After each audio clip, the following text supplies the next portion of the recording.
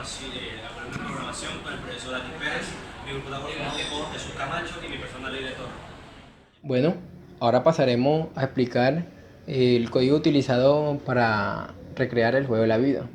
Pero antes haremos una pequeña introducción acerca de su funcionamiento. Este juego fue creado por el matemático británico John Conway en el año 1970. Se trata de un juego de 0 jugadores que no necesita ninguna intervención del usuario, sino que su ciclo o proceso está determinado por su estado inicial. Está compuesto por un tablero con un número de casillas cuadradas llamadas células que pueden estar vivas o pueden estar muertas. Cada célula está rodeada por otras células vecinas próximas a ellas, y el estado de las células evoluciona a lo largo del tiempo. Se tienen en cuenta el estado de todas las células para determinar si surgen y persisten por las próximas generaciones. Este juego tiene básicamente dos reglas. Una de ellas dice de que si una célula viva está rodeada por mínimo 2 y máximo 3 vivas, en la siguiente generación persiste, es decir, su estado sigue siendo viva. En este ejemplo, tenemos una célula viva que está rodeada por dos células vivas. Es decir, en la próxima generación, esta célula, su estado sigue siendo viva. Ahora tenemos esta célula viva rodeada por tres células vivas.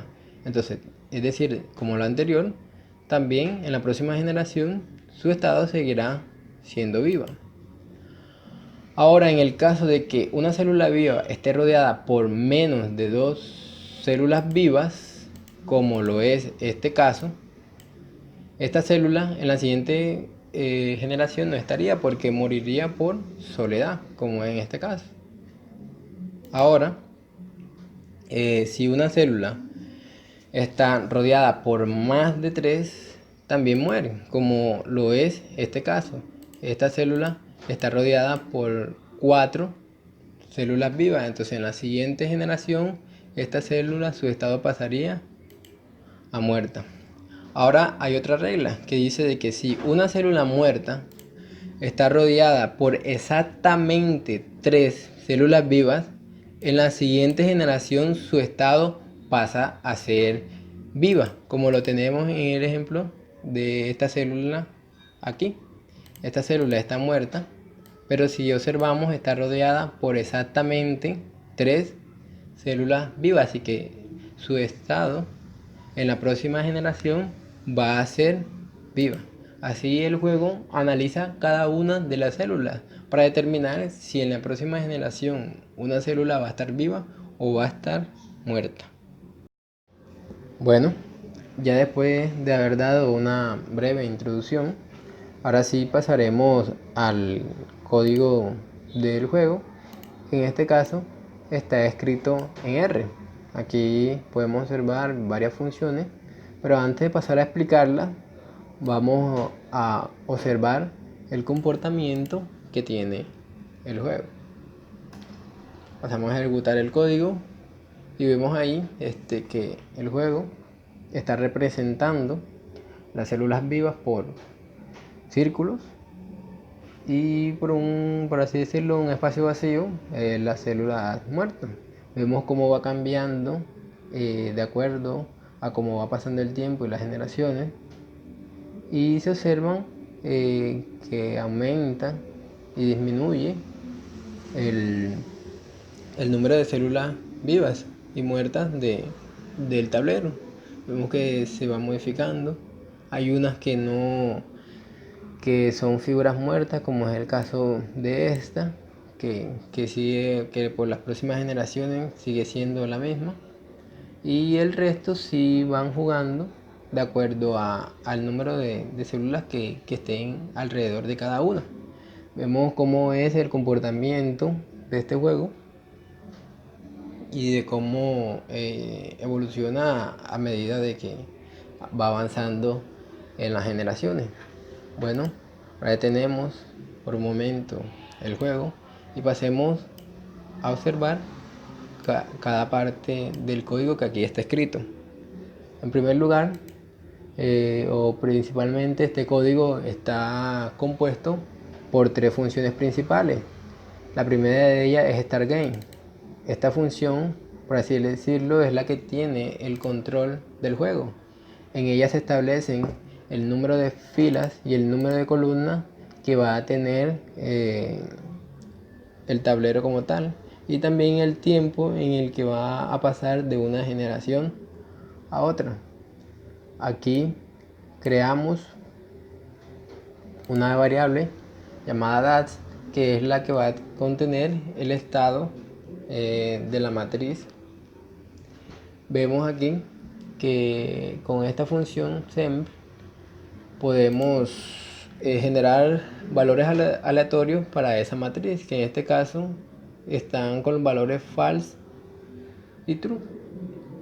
En este caso representaremos las variables, las células muertas con el valor booleano falso y las células vivas con el valor booleano true. Bueno, aquí creamos esa matriz con el número de células vivas y muertas que van a estar representadas por cada uno de estos valores. Ahora tenemos esta variable llamada HistoryData, que está definida al principio del código. Es de tipo lista y esta se encargará de guardar el estado de la matriz en una generación. En este caso guardará de cada generación el estado de la matriz. En segundo lugar tenemos una función que es esta, printDat. Esta función recibe dos argumentos. La primera es el número de la generación, que en este caso sería el contador que me va teniendo el número de las generaciones que van. Entonces esa variable contador se le pasa a esta función que está acá arriba, y ella me pide el número de la generación y la matriz como tal, que en este caso le pasamos la variable contador y la matriz que anteriormente hemos creado. Ya después que se la pasamos, ella se encarga de imprimir esa matriz. Aquí vemos que ella formatea o de alguna manera no usa el método básico de R para imprimir un objeto, sino que la utilizamos esta función para modificar un poco la impresión de la matriz. Aquí primeramente vemos que obtenemos el número de filas de esa matriz y el número de columnas. Aquí en esta variable llamada string vamos a ir concatenando lo que se va a imprimir en el juego. En este caso vemos, primeramente limpiamos la pantalla con este texto. Luego, como observamos acá, lo concatenamos con juego de la vida y ahí vamos imprimiendo con cada uno de las cosas que necesitamos. En este caso la generación, las células vivas y las células muertas, que lo observamos aquí. Esto aquí lo utilizamos para después formatear esa cadena y reemplazamos cada uno de estos valores por las variables que nos indican por qué generación va, qué células vivas hay, cuántas células muertas. Esos valores los formateamos ya en la parte final con esta función llamada sprintf. En este caso le pasamos la cadena como tal y ella va a ir reemplazando esos valores de S con cada una de las variables que aquí le pasamos, que en este caso la primera es el número de la generación. En este caso nos cuenta donde la cantidad de elementos que en esta matriz están con el valor booleano true, y el tercero que es las células muertas, como las representamos con el valor booleano false. Entonces le pasamos el número de elementos que en esa matriz están con un valor de falso. Bueno, así vamos imprimiendo cada cosa que necesitamos. Acá luego pasamos a el recuadro de ese tablero y vamos haciendo el paso acá. En este caso el más, que es el primero, empieza acá, y este carácter lo repetimos el número de columnas por 2. ¿Por qué por 2? Porque cada célula va a utilizar 2 espacios, por así decirlo, para no dejar esto pegado. Entonces por eso lo utilizamos por 2. En este caso por 2 más 1, porque necesitamos el otro espacio para lo que se va a imprimir acá al final. Luego pasamos a recorrer las filas y la columna de esa matriz con 2 ciclos. El primero me recorre la fila, el segundo me recorre las columnas. Aquí por cada fila observamos que concatenamos a esta cadena este valor para imprimírselo acá por cada fila que él vaya a imprimir. Ya cuando él está recorriendo las columnas, en esta parte se concatena un espacio vacío en el caso de que la célula esté muerta, que es lo que observamos en todas estas. Pero si en el dado caso la célula está viva, observamos que deja un espacio en blanco y imprime este círculo. Bueno, así se hace con cada una de las filas. En primer lugar se imprime donde comienza, que es con esta parte. Luego con cada columna, en cada fila de esa matriz, va imprimiendo de acuerdo al valor que tiene almacenado. Ya al final observamos que vuelve a repetirse esta parte, que imprimiría nuevamente este espacio más un salto de línea para pasar a la próxima. En este caso imprime esto, un salto de línea para pasar otra vez a la próxima fila, que es cuando el ciclo vuelve a esta parte, y así hasta que terminan de imprimirse todos los elementos. Ya al final volvemos a repetir el paso de acá para imprimir esta parte, pero acá abajo, ya para terminar de la impresión de los datos. Luego, como habíamos dicho anteriormente, reemplazamos cada valor aquí con sprintf. Cada valor lo reemplazamos con lo que ya habíamos comentado ahorita: el número de generaciones, las células vivas, las células muertas. Y por último, ya cuando tenemos todo el texto que queremos imprimir, ya con la función K lo imprimimos. No se imprime paso por paso porque se observaría después en la pantalla que lo va imprimiendo como tal, y no se vería como tan bien. Bueno, ya después que continuamos acá, ya después que imprimimos esa matriz, imprimimos luego este mensaje, que si desea terminar presiona la tecla escape. En el caso de que ya no queramos observar más generaciones, luego con esta función sleep que está en el espacio de nombre sys, vemos que ella nos pide, le pasamos un argumento time, el tiempo con el que va a pasar a las próximas generaciones. Esto para detener el flujo del código en ese tiempo, para observar más detalladamente cómo va cambiando las generaciones. Si observamos, esto está introducido, o el scope está en la palabra clave repeat, que como ya sabemos se encarga de repetir este código hasta que nosotros ya lo detengamos. Vemos por último acá otro método llamado nueva generación, nextGen, que en este caso le pasamos la misma matriz, y este método lo que hará o se encargará es de verificar qué células vivas o qué células estarán muertas en la próxima generación. Nosotros le pasamos ese argumento, que sería la matriz, él recibiría aquí ese objeto. También igualmente como en el caso anterior, obtenemos el número de filas, el número de columnas y creamos ahora otra matriz temporal para ir modificando esa matriz mientras que terminamos.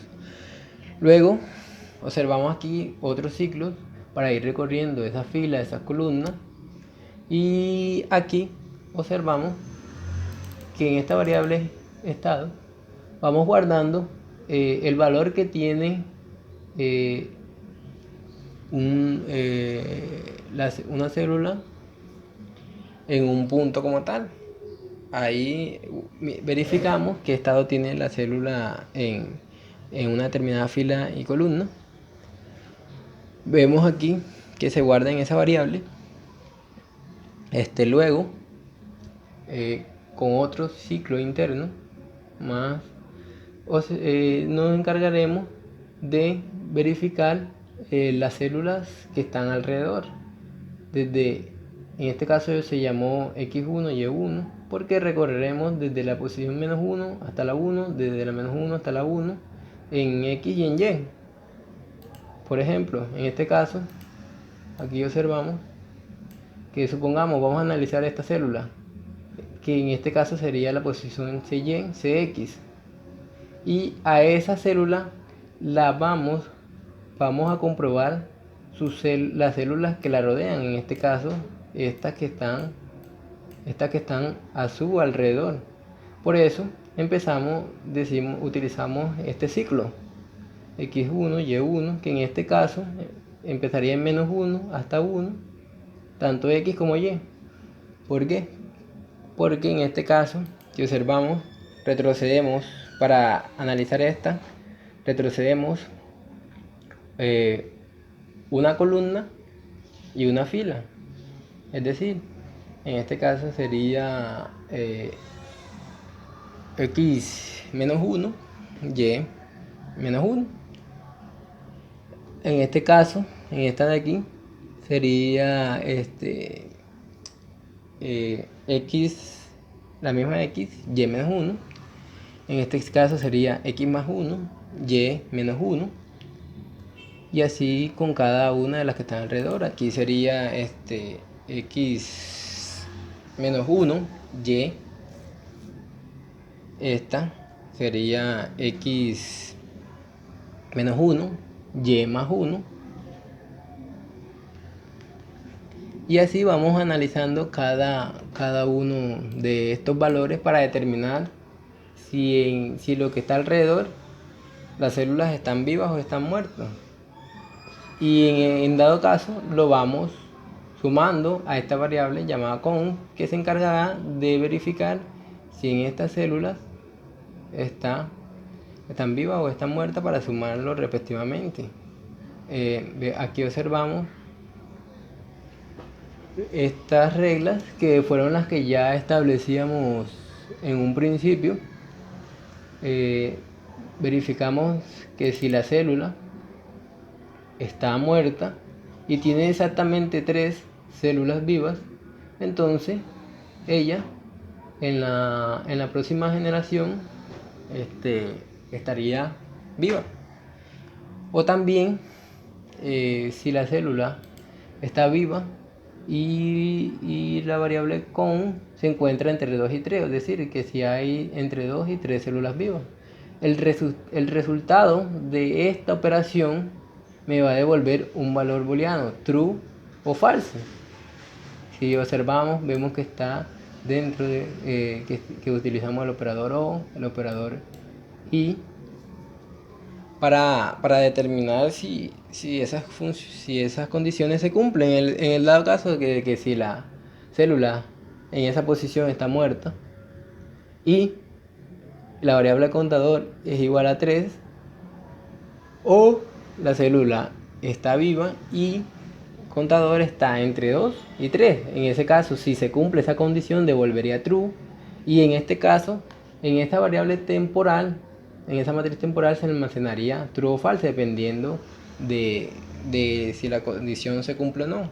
Eso lo utilizamos para determinar qué células estarán vivas en las próximas generaciones.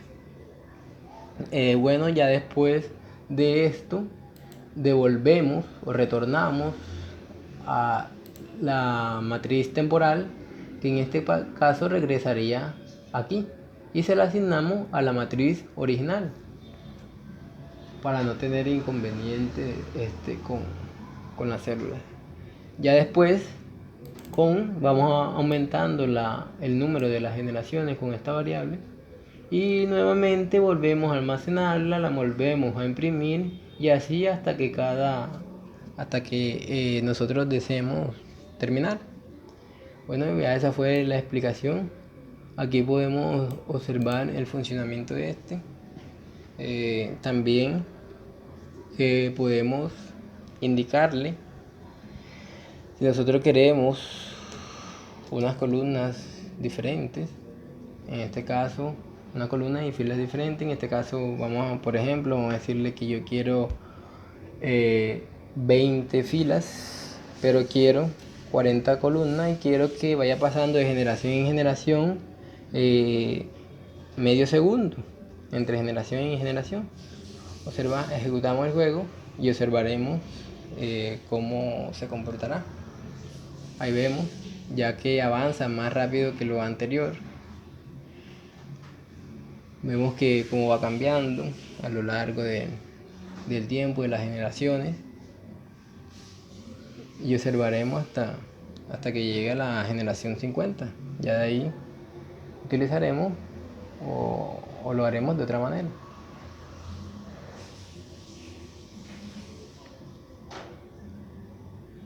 Bueno, yo decido ahora detenerlo en esta generación. Ya lo detuve para explicar algo adicional. En este caso hay una función llamada historidad, llamada print of is, que en este caso, de acuerdo al número de la generación que yo le pase, él me la imprimirá, ya que tiene en una lista esas generaciones que se han estado guardando, que lo observamos aquí, que en esa variable history data vamos guardando esos valores de esa matriz en una determinada generación. En este caso, por ejemplo, si yo quiero observar cómo era el comportamiento del tablero en la generación 20, supongamos, entonces miraremos, llamamos a esa función